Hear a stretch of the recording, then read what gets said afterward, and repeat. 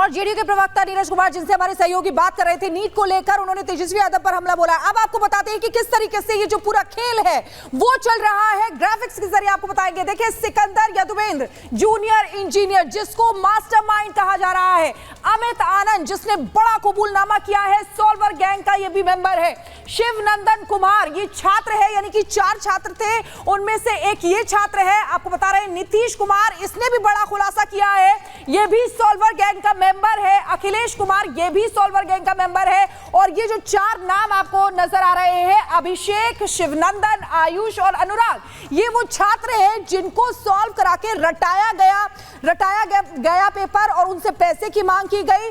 ये जो solver gang के मेंबर्स हैं, इन्होंने किस तरीके से मास्टर प्लान बनाया, लेकिन सवाल यही उठता है कि इस मास्टर प्लान में आखिर किंग पिन कौन है, जो लगातार हमारे सहयोगी भी बात कर रहे थे। अनूप हमारे साथ सीधे जुड़े हुए हैं लाइव, उनके पास चलेंगे। अनूप, देखिए जो चीजें सामने आ रही हैं, जो सॉल्वर गैंग है उनका नाम सामने आ गया है, जो मास्टरमाइंड है उनका नाम सामने आ गया है, लेकिन ये छोटी मछलियां हैं, बड़ी मछली किधर है? देखिए, सवाल मेरा भी यही था नीरज कुमार से। उन्होंने कहा कि ये जांच का विषय है। कई सवाल मैंने उनसे पूछे, हालांकि वो सीधे तौर पर पॉलिटिकल इसका एंगल लेते हुए नजर आए और कहा कि देखिए, भले जांच के नाम कोई और आए, लेकिन कहीं ना कहीं पॉलिटिकल एंगल तो दिख रहा है। जेडीयू प्रवक्ता अभिषेक जी हमारे साथ, उनसे पूछते हैं। अभिषेक जी, कल देखिए डिप्टी सीएम विजय सिन्हा ने नाम लिया, बीजेपी की तरफ से नाम आ गया प्रीतम का। आज जेडीयू भी खुलकर कह रही कि प्रीतम है, मतलब प्रीतम का कनेक्शन यानी तेजस्वी यादव का कनेक्शन। आप लोग मान रहे इस बात को? बिना तथ्यों की कोई बात नहीं होती और तार से तार जुड़ता है। अभी आपने देखा कि हम सभी प्रेस वार्ता में उपस्थित थे और हमारी पार्टी के मुख्य प्रवक्ता नीरज कुमार जी, उन्होंने बहुत बेहतर तरीके से चीज़ों को बताया है।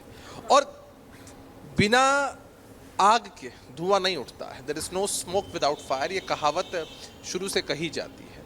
और जिस तरह से कनेक्शंस जुड़ रहे हैं, जिस तरह से रसूख का इस्तेमाल हुआ होगा, ये सारी चीज़ें हैं और ये जाँच का विषय। और हमने आज ये सवाल इसलिए उठाए कि आपने देखा है कि राष्ट्रीय जनता दल की 2 दिवसीय समीक्षा बैठक होगी। समीक्षा तो करनी चाहिए। तेजस्वी यादव जी बड़ी बड़ी बातें तो करते हैं, लेकिन उनके नाक के नीचे अगर ये चीज़ें हो रही हैं और कोई आरोपी है, तो वो भाई डिपार्टमेंट के गेस्ट हाउस में कैसे ठहर गया? कोई आरोपी है अगर और उसको पुलिस ने गिरफ्तार किया है, तो आखिर इतना रसूख कैसे आया? किसी ने तो संपोषित किया होगा। ये सवाल तो वाजिब है। सवाल आप जो सवाल उठा रहे हैं पॉलिटिकली सही है, लेकिन एक सवाल मेरा ये कि अभी जांच चल रही, ईओयू जांच कर रही है, शास्त्री नगर थाना की तरफ से जांच हो रहा है। इससे पहले बड़ा आरोप कि प्रीतम है, तेजस्वी है, ये कैसे संभव? हमने ये कहा कि अमुक व्यक्ति ही है।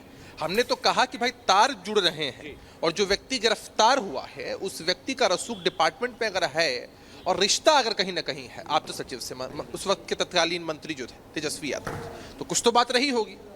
हमने तो भाई इन एंगल्स को उजागर किया है। जांच तो चल ही रही है और जांच में कोई बख्शा भी नहीं जाएगा, यह भी तय है। लेकिन चीजें अगर सामने आई है तो कुछ बातें तो बतानी ही पड़ेगी। अमित आनंद का नाम आया था। अभिषेक जी, आपने देखा सिकंदर के बयान में, कबूलनामे में लिखा कि अमित आनंद से उसकी मुलाकात हुई, तब डील हुई कि 30 से 32 लाख रुपए में वो ये डील करते हैं। अमित आनंद के ऊपर कौन, इस बात का खुलासा नहीं हो रहा है, लेकिन आरोप सीधे तेजस्वी पर है। लेकिन बहुत जल्द खुलासा हो जाएगा ना, एक एक तार जुड़ेंगे। और कोई ये सोच ले कि कोई किसी बड़े पद पर बैठा हो और बच जाएगा, तो ऐसा नहीं होता है भाई। कानून के हाथ बड़े लंबे होते हैं और कानून के जबड़े में अगर आप फंस जाएंगे तो आप कितने भी रसूख वाले हो बच नहीं सकते हैं। तो तार पर तार जुड़ेंगे, लेकिन जो प्राइमा फेशिया घटनाएं सामने आई हैं उस पर स्पष्टीकरण कहीं ना कहीं उन्हें देना चाहिए।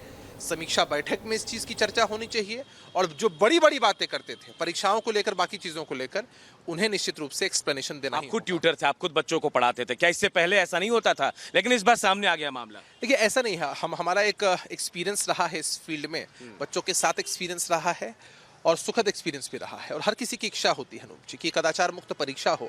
जब इतनी प्रतिष्ठित परीक्षाओं के प्रश्न पत्र अगर लीक होंगे तो कहाँ जाएगा बच्चों का भविष्य? इससे पहले भी इस तरह की घटनाएं घटी हैं, परीक्षाएं रद्द भी हुई हैं, जो भी इनमें संलिप्त रहे उन पर कार्रवाई भी हुई है। हम चाहते हैं कि कठोरतम कार्रवाई इस बार भी हो और हमेशा कदाचार मुक्त परीक्षा हो। चलिए, तो देखिए, नीरज कुमार के बाद अभिषेक झा भी यही कह रहे हैं कि हम सीधे तौर पर ये नहीं कह रहे हैं कि इसमें उनका नाम है, लेकिन रिश्तेदार है तो नाम तो आएगा ही। लेकिन अभी भी सवाल यही है, देखिए कि आखिर किंग पिन कौन है, मुख्य साजिशकर्ता कौन है, क्योंकि इन चारों के अलावा भी ऊपर में कोई है जो इनको संरक्षण दे रहा था। बिल्कुल अनूप, देखिए सवाल कई हैं और उसी सवाल को खंगालने में अब जो है लगातार ईओयू भी जुटी हुई है। ठीक है, बहुत शुक्रिया आपका। और लेकिन सबसे पहले ये जान लेते हैं कि आखिर सिकंदर, जो इस पूरे प्लानिंग का मास्टरमाइंड बताया जा रहा है, उसने क्या कबूल किया है। तो सिकंदर का कबूलनामा देखिए, उसने कहा है कि अपनी नौकरी के दौरान दानापुर आकर वो रहने लगा और कुछ दिन पहले अमित और नीतीश से उसकी मुलाकात होती है और इसके बाद आगे की प्लानिंग की जाती है कि आखिर कैसे अब पेपर लीक किया जाए, ये भी जानकारी दी गई है। नगर निगम के कार्यालय में दोनों से मुलाकात हुई, मुलाकात के बारे में भी सिकंदर ने ये कबूलनामा बताया है और ये बताया है कि कैसे नीतीश को और अमित को अपनी गैंग में उसने शामिल किया और किस तरीके से प्लानिंग जो है बनाई गई। दोनों ने बताया कि परीक्षा का पेपर लीक करवाते हैं, ये बताया गया। नीट, बीपीएससी और यूपीएससी का पेपर लीक करवाते हैं, ये भी बताया गया सिकंदर की तरफ से। और साथ ही साथ आपको बता दें कि इसके बाद जो है आगे जो है हर तरीके से खेल रचा जाता है, बच्चों को पेपर याद करवाकर पास करवाते हैं, ये भी सिकंदर की तरफ से अमित और नीतीश को बताया जाता है।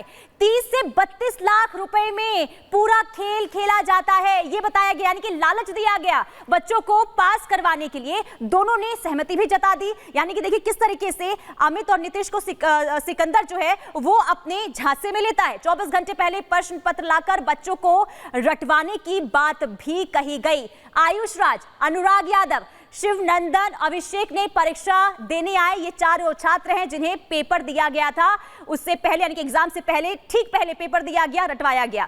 और इसी के साथ आपको बता दें कि अब जो है एनएचआई गेस्ट हाउस, जहां पर छात्रों को रखा गया था, जहां पर पेपर पूरी रात भर रटवाया गया और आयुष के पिता अखिलेश कुमार को भी इसमें शामिल किया गया। ये कहा गया कि आप भी बाकी छात्रों को जो लेकर गेस्ट हाउस में पहुंचे, तो तमाम तरीके से देखिए किस तरीके से योजना बनाई गई और इसके बाद पूरा खेल रचा गया। हालांकि जैसे जैसे अब जांच आगे बढ़ती जा रही है वैसे वैसे खुलासे होते जा रहे हैं, लेकिन सवाल अभी भी ये बना हुआ है कि आखिर पेपर लीक का मुख्य साजिशकर्ता कौन है। और अनुराग यादव मेरे साथी हैं और साथ ही साथ आपको बता दें कि दोनों से कम पैसे में बात हुई थी, कम पैसे लेने की बात हुई थी, ये भी जानकारी दी गई है सिकंदर की तरफ से। और साथ ही साथ आपको बता दें कि अब क्योंकि ईओयू जो है उस पूरे मामले की जांच कर रही है और जांच में और भी आगे कई चीजें जो है सामने आने की संभावना है।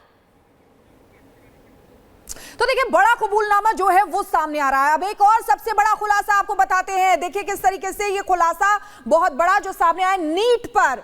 ये नीट पर सबसे बड़ा खुलासा आपको बता रहे हैं। देखिए कोटा में परीक्षा की तैयारी कर रहा था छात्र अनुराग यादव ने ये सच बताया है, मेरे फूफा सिकंदर ने वापस बिहार बुलाया, ये भी उन्होंने बताया। परीक्षा में सेटिंग होने की बात कही अनुराग यादव ने, कबूली है फूफा से बात करने के बाद मैं वापस आया, ये अनुराग यादव कह रहे।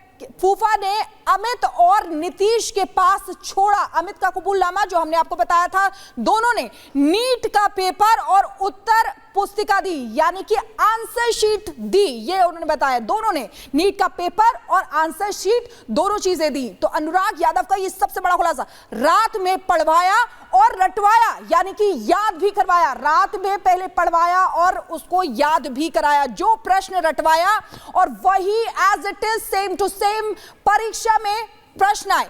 परीक्षा के बाद पुलिस आई और उसके बाद पकड़ लिया गया क्योंकि पेपर लीक हुआ था, जिसके बाद यह खुलासा हुआ। तो देखिए किस तरीके से पूरा जो गैंग है वो कैसे काम कर रहा था, ये हमने आपको बताया।